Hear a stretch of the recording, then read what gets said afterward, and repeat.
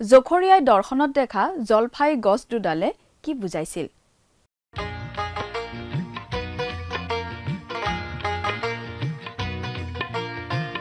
আজিৰে পবিত্ৰ ক্ষণতে উজলি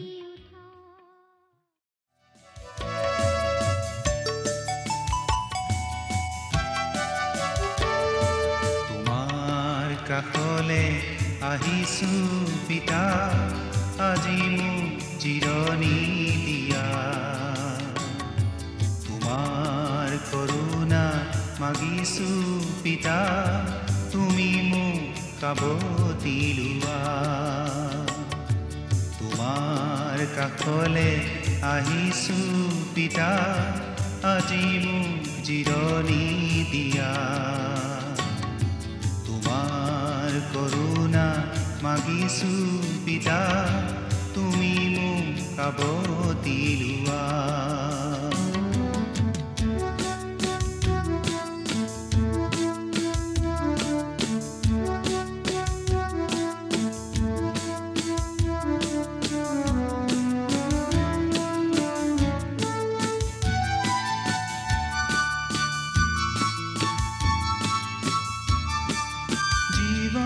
বাটত ইমান নিৰাশা মাথো দুখেৰে ভৰা প্ৰতিক্ষণে মই ইমান অসহায় যেন অকলশৰীয়া আশাৰ প্ৰদীপ হে মোৰ জিহুৱা মোলৈ সৃষ্টি কৰা আশাৰ প্ৰদীপ হে মোৰ জিহুৱা মোলৈ সৃষ্টি কৰা তোমাৰ কাষলে আহিছো পিতা আজি মোক জিৰণি দিয়া তোমাৰ কৰোণা মাগিছো পিতা তুমি মোক সাৱতি লোৱা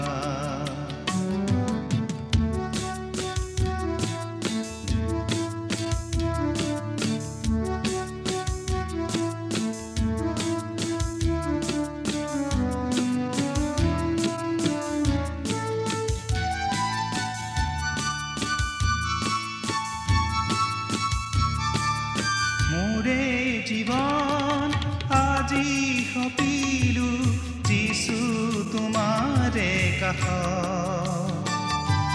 প্ৰতিশ্ৰুতি মোৰ তোমাৰ চৰণত চলিম তোমাৰে পথ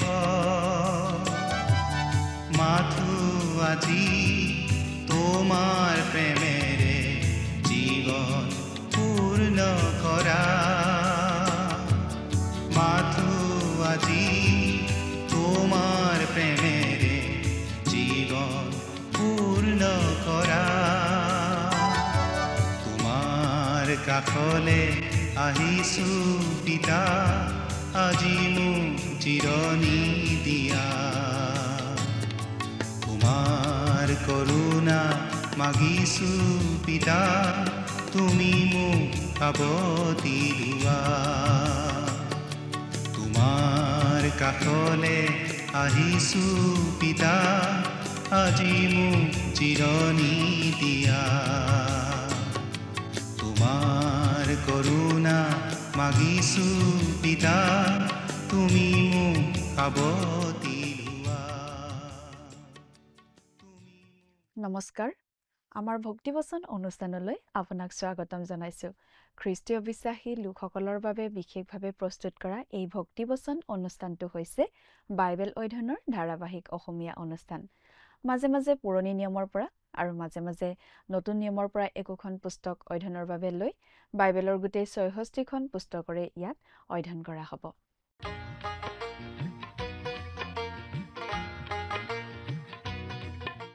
প্ৰিয় দৰ্শক আপুনি যদি আমাৰ আগৰ অনুষ্ঠানটো শুনিছিল তেনেহলে আপোনাৰ নিশ্চয় মনত আছে যে আমি এতিয়া বাইবেলৰ পুৰণি নিয়ম খণ্ডৰ জখৰিয়া ভাৱবাদীৰ পুস্তক নামৰ পুস্তকখনৰ অধ্যয়ন কৰি আছো যোৱা অনুষ্ঠানত আমি এই জখৰীয়া ভাৱবাদীৰ পুস্তকখনৰ ৩ নম্বৰ অধ্যায়ৰ ৪ নম্বৰ পদৰ পৰা ১০ নম্বৰ পদলৈকে পঢ়ি তাৰ ভিত্তিত আগবঢ়োৱা আলোচনা আমি শুনিবলৈ পালোঁ।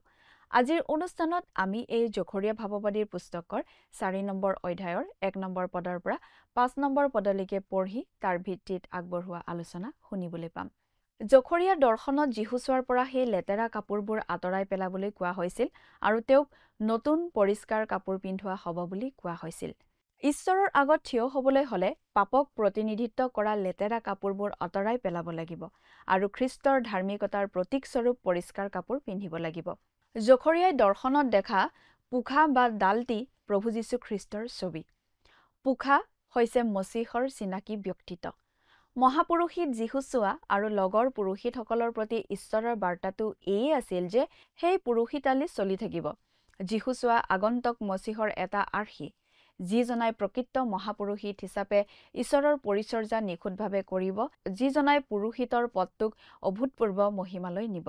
সেই পোখাটো এটা শিলু। তেওঁ সকলো দেখে, সকলো সত্যৰ আধাৰ। তেওঁৰ ৰাজত্বত দেশৰ পৰা সকলো অধাৰ্মিকতা ঈশ্বৰে দূৰ কৰিব আৰু প্ৰকৃত অৰ্থত শান্তি বিৰাজ কৰিব। ৪ নম্বৰ অধ্যায়ত আমি জখৰীয়াৰ ৭ম দৰ্শনটো পাওঁ। জখৰীয়াই দেখিছিল দীপাধাৰ আৰু দুডাল জলফাই গছ। জখৰীয়াই দেখা দৰ্শনবোৰৰ কথা উভতি ভাবিলে আমি এটা কাহিনী উন্মোচন হোৱা দেখিবলৈ পাওঁ। তেওঁ দেখিছিল প্ৰথমতে মেণ্ডি গছৰ তলত এগৰাকী অশ্বাৰোহী, দ্বিতীয়তে 4টা শিং, তৃতীয়তে 4জন শিল্পকৰ, চতুৰ্থতে হাতত পৰিমাণ জৰী লৈ থকা এজন মানুহ, পঞ্চমতে মহাপুৰোহিত যীশুচোৱা আৰু ছয়তান আৰু তাৰ পিছত ষষ্ঠত পোখা বা ডাল আৰু 7টা চকু থকা শিল। প্ৰথম 4টা দৰ্শনে বাবিলৰ দাসত্ব আৰু অত্যাচাৰৰ পৰা বাহ্যিক মুক্তিক বুজায়।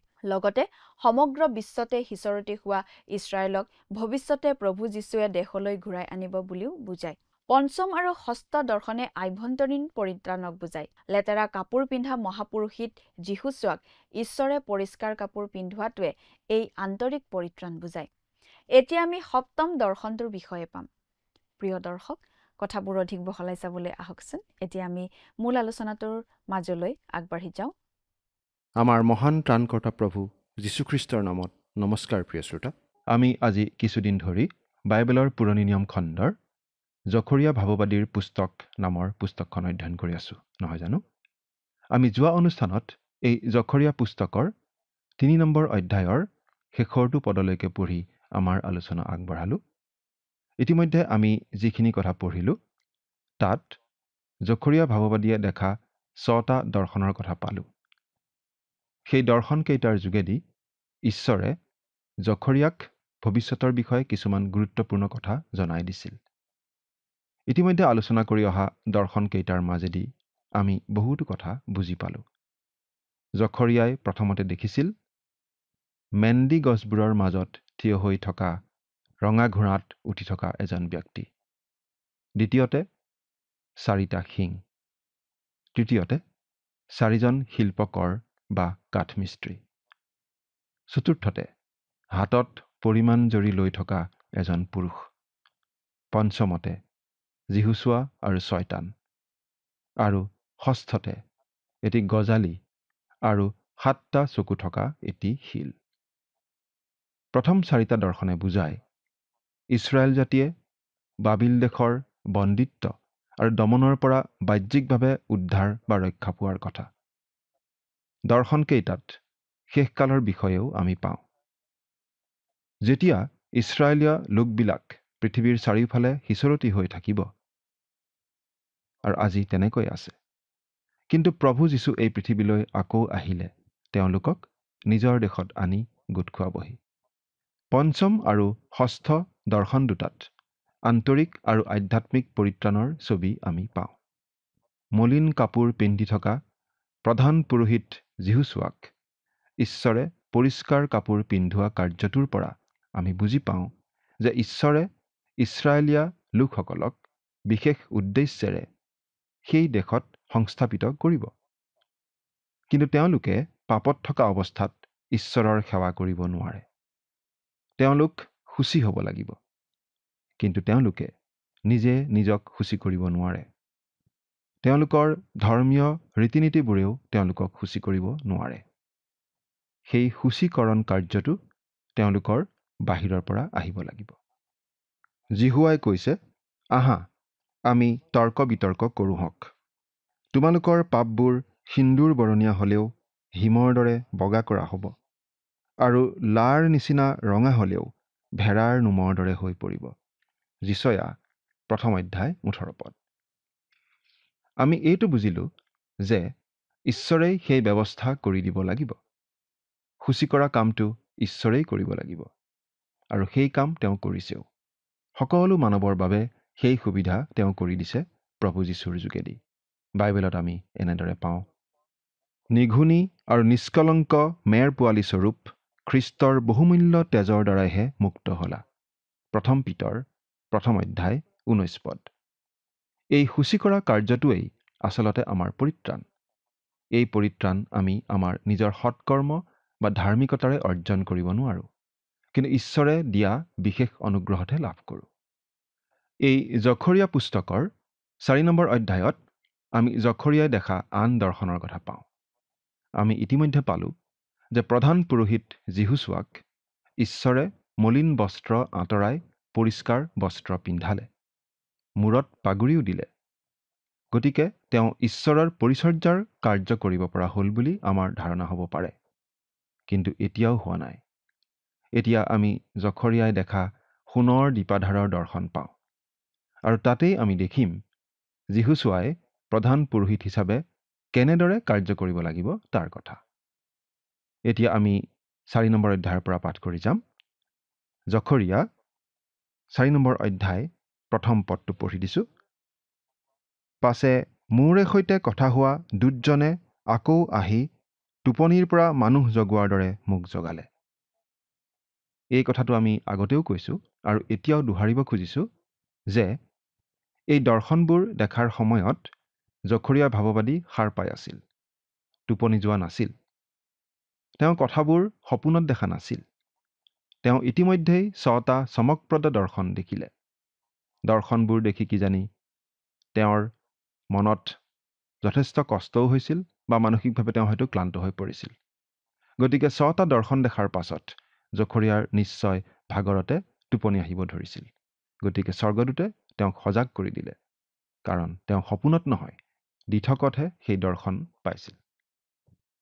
2 নম্বৰ পদটো পঢ়ি দিছোঁ। আৰু তেওঁ মোক ক'লে, তুমি কি দেখিছা? তাতে মই ক'লোঁ, মই চাই গোটেইটো সোণৰ এক দীপাধাৰ দেখিছোঁ।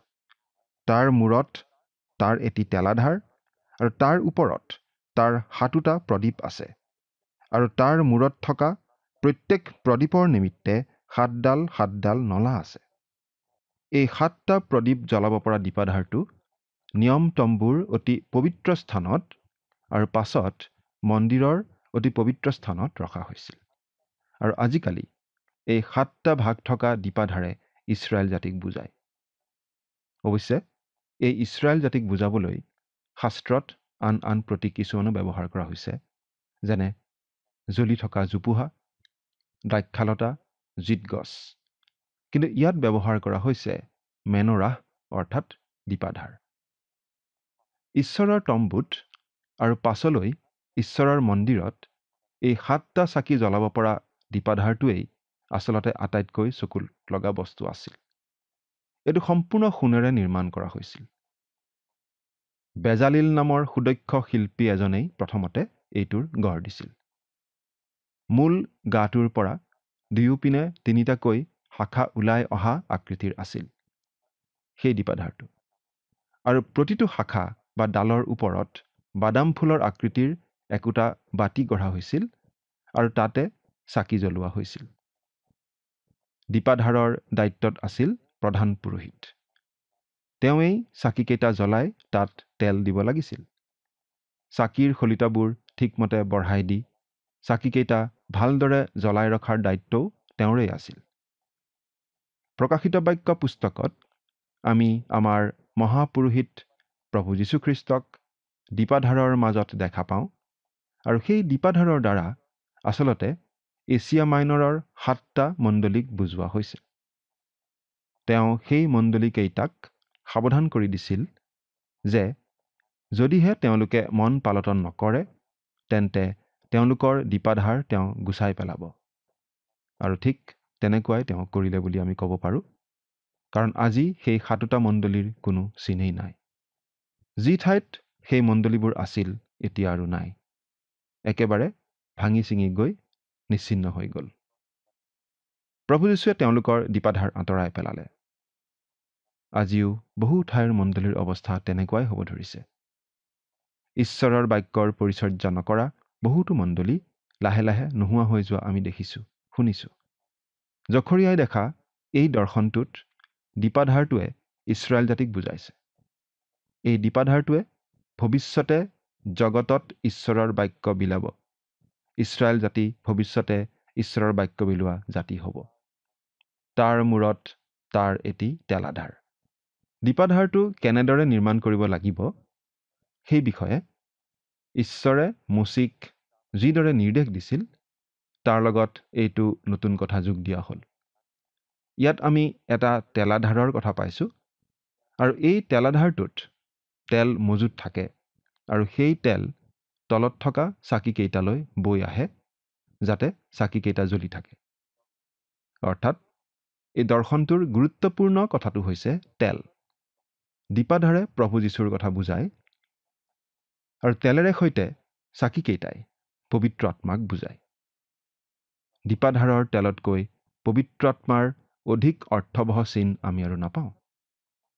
এজন বিখ্যাত লোকে মত প্ৰকাশ কৰিছিল, বাইবেলত আমি পোৱা বিভিন্ন চিনৰ ভিতৰত তেলেই অতি স্পষ্টভাৱে ভাৱ প্ৰকাশ কৰা চিন, আৰু তেল হৈছে পবিত্ৰ আত্মাৰ প্ৰতীক বা চিন।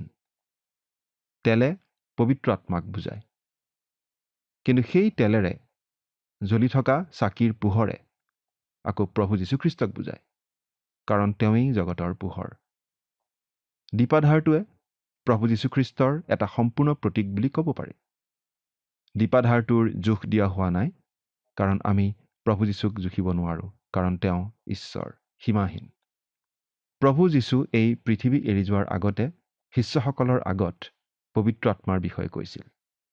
এই বিষয়ে আমি বাইবেলত এনেদৰে পঢ়িবলৈ পাওঁ, কিন্তু সেই সত্যৰ আত্মা যেতিয়া আহিব তেতিয়া তেওঁ আটাই সত্যলৈ তোমালোকক পথ দেখুৱাই নিব। কিয়নো তেওঁ নিজৰ পৰা নক'ব, কিন্তু যিহকে শুনিব তাকে ক'ব, আৰু তোমালোকক ভৱিষ্যত কথা জনাব।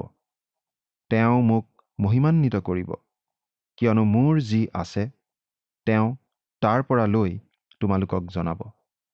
যোহনে লিখা শুভবাৰ্তা 16 অধ্যায় 13 আৰু 14 পদ। সেই কথাটো মনত ৰাখি আমি দীপাধাৰটোলৈ চালে কি দেখোঁ বাৰু? দীপাধাৰটোৱে চাকি কেইগছিক ধৰি ৰাখিছিল, সেই পোহৰ দি থকা চাকি কেইগছি। আকৌ সেই চাকি কেইগছিৰ পৰা ওলোৱা পোহৰে দীপাধাৰটোৰ সৌন্দৰ্য প্ৰকাশ কৰিছিল।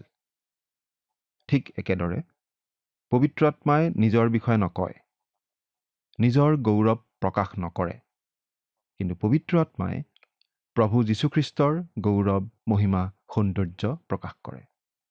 এতিয়া আমি 3 নম্বৰ পদটো পাঠ কৰি দিছোঁ। আৰু তাৰ ওচৰত দুজোপা জিতগছ আছে, এজোপা তেলাধাৰৰ সোঁফালে আৰু আনজোপা তাৰ বাওঁফালে। ইয়াত দুজোপা জিতগছৰ কথা কোৱা হৈছে। জখৰিয়াৰ দিনৰ দুজোপা জিতগছৰ কথা আমি বুজি পাওঁ। দাউদৰ বংশৰ ৰজা জৰুব্বাবিল আছিল এজোপা জিতগছ, আৰু আনজোপা জিতগছ আছিল প্ৰধান পুৰোহিত যিহুছোৱা। এই দুজনাৰ যোগেদিয়েই ঈশ্বৰে ইছৰাইল জাতিৰ মাজলৈ আকৌ পোহৰ আনিব, আৰু সেই জাতিক জগতৰ বাবে পোহৰ স্বৰূপ কৰি তুলিব। জিতগছৰ তেল মানে পবিত্ৰ আত্মা বুলি আমি ইতিমধ্যে আঙুলিয়াই দিছোঁ। ইয়াৰ ইব্ৰী ভাষাৰ প্ৰতিশব্দটো অতি সুন্দৰ, গল্ডেন অইল, সোণালী তেল। এই ভাৱবাণীটোৱে ভৱিষ্যতলৈও আঙুলিয়ায়, মহাক্লেশৰ সময়লৈ। প্ৰকাশিত বাক্যত এই কথা আমাৰ বাবে স্পষ্টভাৱে জনোৱা হৈছে। বাইবেলৰ পৰা পঢ়ি দিছোঁ। তাতে তেওঁবিলাকে মৰাপাতৰ ছট পিন্ধি 1203 দিন ভাবুক্তি প্ৰচাৰ কৰিব। তেওঁবিলাক পৃথিৱীৰ প্ৰভুৰ আগত থিয় হৈ থকা দুজোপা জলফাই গছ আৰু দুটা দীপাধাৰ স্বৰূপ। প্ৰকাশিত বাক্য 11 অধ্যায় 3 আৰু 4 পদ। মহাক্লেশৰ সময়ছোৱাত খ্ৰীষ্টাৰীৰ প্ৰভাৱ চলি থাকিব আৰু পৃথিৱীত সাক্ষ্য দিয়া লোক নোহোৱা হ'ব। ঈশ্বৰে সাময়িকভাৱে নিজৰ প্ৰভাৱ নোহোৱা কৰিব আৰু শয়তানৰ শক্তিৰে খ্ৰীষ্টাৰীয়ে সকলো সাক্ষীৰ মুখ বন্ধ কৰিব, মাত্ৰ দুজনৰ বাহিৰে। ঈশ্বৰে আমাক শাস্ত্ৰত এই কথা জনাই দিছে যে সদায় অতি কমেও দুজন সাক্ষীৰ সাক্ষ্যৰ দ্বাৰাইহে কোনো এটা কথা সত্য বুলি প্ৰতিপন্ন কৰা হয়। আকৌ তেওঁ এই কথাও কৈছে যে তেওঁ কেতিয়াও এজনো সাক্ষী নোহোৱা অৱস্থা হ'বলৈ নিদিয়ে। সেই সময়তো দুজন লোকে ঈশ্বৰৰ হকে সাক্ষ্য দিব। তেওঁলোকনো কোন সেই বিষয়ে আমি অনুমানহে কৰিব পাৰোঁ। এজন হয়তো এলিয়া হ'ব পাৰে, আনজন হনুক, মচি, যোহন বাপ্তাইজক বা আন কোনোবা হ'ব পাৰে, আমি নাজানো। কিন্তু সেই সাক্ষী দুজন কোন হ'ব সেইটো দৰকাৰী কথা নহয়। কিন্তু সেই সময়ত ঈশ্বৰৰ দুজন সাক্ষী থাকিব আৰু তেওঁলোকে পবিত্ৰ আত্মাৰ শক্তিৰে কথা ক'ব। তেওঁলোকে ঈশ্বৰৰ হৈ সাক্ষ্য দিব। এইটো ভৱিষ্যতৰ বাবে ঈশ্বৰৰ প্ৰতিজ্ঞা। ঠিক জখৰিয়াৰ দিনত তেওঁ জৰুব্বাবিল ৰজা আৰু যিহুচোৱা প্ৰধান পুৰোহিতক ব্যৱহাৰ কৰাৰ নিচিনাকৈ। জখৰিয়াৰ দৰ্শনবোৰে আমাক কাহিনী এটাৰ এচুৱা এচুৱাকৈ বৰ্ণনা কৰাৰ নিচিনাকৈ ভৱিষ্যতৰ কথা কয়। গোটেই দৰ্শনবোৰৰ কথাবোৰ একেলগে খাপ খুৱাই আমি এখন সুন্দৰ আৰু সম্পূৰ্ণ ছবি দেখা পাওঁ। বাবিলৰ পৰা উভতি অহা ইছৰাইলীয়া লোকসকলক উৎসাহ দিবলৈ ঈশ্বৰে এই কথাবোৰ জনাই দিছিল। তেওঁলোক বাবিল দেশত বন্দী অৱস্থাত আছিল আৰু এতিয়া আকৌ নিজৰ দেশলৈ উভতি আহিছে। ঈশ্বৰে জনাইছে যে সেই সকলো এটা বিশেষ পৰিকল্পনা অনুসাৰে ঘটিছে। এতিয়া নিজ দেশলৈ অহাৰ পাছত তেওঁলোক পাপৰ পৰা শুচি হ'ব লাগিব আৰু ঈশ্বৰৰ সৈতে সঠিক সম্বন্ধ স্থাপিত হ'ব লাগিব, যাতে তেওঁলোক ঈশ্বৰৰ উপযুক্ত সাক্ষী হ'ব পাৰে। জখৰিয়াই দেখা এই দৰ্শনবোৰে যদিও অতীতৰ স্থানীয় পৰিস্থিতিত প্ৰকাশ পাইছিল, সেইবোৰে ভৱিষ্যতলৈও আঙুলিয়ায়।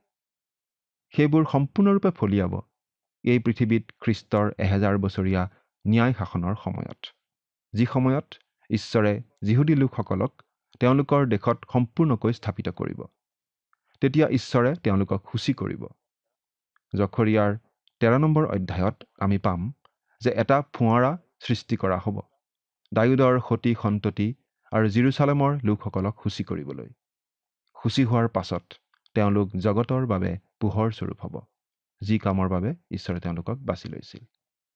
আমি দ্বিতীয় বিৱৰণ 32 নম্বৰ অধ্যায় 8 নম্বৰ পদত এনেদৰে পঢ়িবলৈ পাইছিলোঁ যে ঈশ্বৰে ইছৰাইলৰ লোকসকলৰ সংখ্যা অনুসাৰে পৃথিৱীৰ জাতিসমূহ সজাইছিল। কিয়? কাৰণ ঈশ্বৰে তেওঁলোকক আন জাতিবোৰৰ প্ৰতি সাক্ষী হোৱাটো বিচাৰে। ইছৰাইল দেশৰ ভূভাগ অতি সংবেদনশীল ভূভাগ। ঈশ্বৰেই এই ঠাই বাছি লৈ তেনেকুৱা কৰিছে। ঈশ্বৰে বাছি ল'লে কাৰণ এই ঠাই 3খন বৃহৎ মহাদেশৰ কেন্দ্ৰস্থল, আফ্ৰিকা, এছিয়া আৰু ইউৰোপ। এই 3খন মহাদেশৰ সংগমস্থলীতে এই ঠাই অৱস্থিত আৰু এই সৰু অঞ্চলক লৈ পৃথিৱীত যিমান আলোড়ন হৈ আহিছে, আন কোনো ঠাইক লৈ তেনে ঘটা নাই। আমি ভাবোঁ সেইটো ঈশ্বৰে বিচৰাৰ বাবেই হৈছে আৰু সেইদৰেই থাকিব যেতিয়ালৈ ঈশ্বৰে ইছৰাইলীয়া লোকক সম্পূৰ্ণৰূপে সংস্থাপিত নকৰে। আমি যিহিজকেল 5 অধ্যায় 5 পদত এনেদৰে পঢ়িবলৈ পাওঁ, প্ৰভু জিহুৱাই এই কথা কৈছে, এয়ে জেৰুচালেম, মই ইয়াক জাতিবিলাকৰ মাজত স্থাপন কৰিলোঁ আৰু ইয়াৰ চাৰিওফালে দেশবোৰ আছে। কিয়?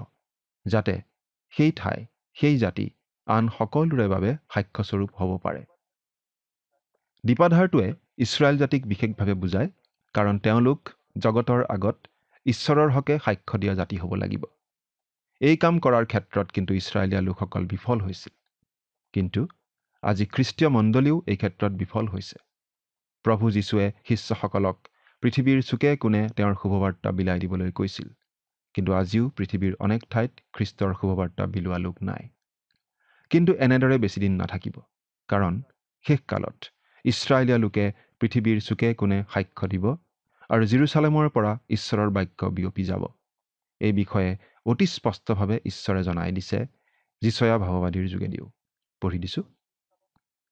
অন্তিম কালত এইদৰে ঘটিব যে জিহুৱাৰ গৃহৰ পৰ্বতবোৰতকৈও ওখত স্থাপন কৰা হ'ব আৰু গিৰিবোৰতকৈও ওখ কৰা হ'ব।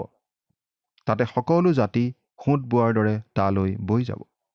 অনেক জাতিয়ে ওলাই ক'ব, ব'লা আমি জিহুৱাৰ পৰ্বতটিলৈ, জাকুবৰ ঈশ্বৰৰ গৃহটিলৈ উঠি যাওঁ হওক। তেওঁ আমাক নিজ পথৰ বিষয়ে শিক্ষা দিব। তাতে আমি তেওঁৰ পথত গমন কৰিম, কিয়নো চিউনৰ পৰা ব্যৱস্থা আৰু জেৰুচালেমৰ পৰা জিহুৱাৰ বাক্য ওলাব। যিচয়া 2 অধ্যায় 2 আৰু 3 পদ। এতিয়া 4 আৰু 5 নম্বৰ পদ দুটা পঢ়ি দিছোঁ। পাছে মোৰে সৈতে কথা হোৱা দূতজনক মই সুধিলোঁ, হে মোৰ প্ৰভু, এইবোৰ কি? তাতে মোৰে সৈতে কথা হোৱা দূতজনে উত্তৰ দি মোক ক'লে, তাক তুমি নাজানানে? মই ক'লোঁ, হে মোৰ প্ৰভু, নাজানো। এই দৰ্শনৰ অৰ্থ জখৰিয়াই জনা উচিত আছিল বুলি কোৱা হৈছে, কিন্তু জখৰিয়াই কৈছে তাৰ অৰ্থ তেওঁ বুজি পোৱা নাই বুলি। আমি আমাৰ পৰৱৰ্তী অনুষ্ঠানত এই বিষয়ে আলোচনা কৰিম। প্ৰিয় শ্ৰোতা, ঈশ্বৰে ইছৰাইলীয়া লোকসকলৰ যোগেদি তেওঁৰ পৰিকল্পনাৰ বাকী থকা কামখিনি সম্পন্ন কৰিবই। তেওঁৰ বাক্য অথলে নাযায়।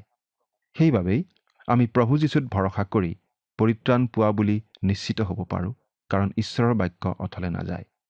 তেওঁত বিশ্বাস কৰি আমি পৰিত্ৰাণ পামেই বুলি ঈশ্বৰে জনাইছে। প্ৰভু যীশুত বিশ্বাস স্থাপন কৰি সেই পৰিত্ৰাণৰ নিশ্চয়তা আপুনি বাৰু লাভ কৰিছেনে? ঈশ্বৰে আপোনাক আশীৰ্বাদ কৰক। আমেন।